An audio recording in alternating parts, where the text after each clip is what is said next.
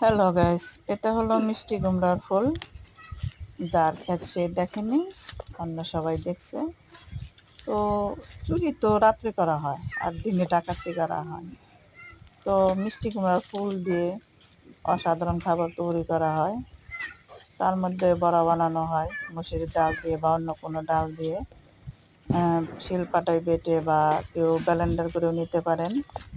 আর এটা আপনার এমনিও খেতে পারেন ভাত দিয়ে বা মাছ দিয়ে রান্না করেও খেতে পারেন।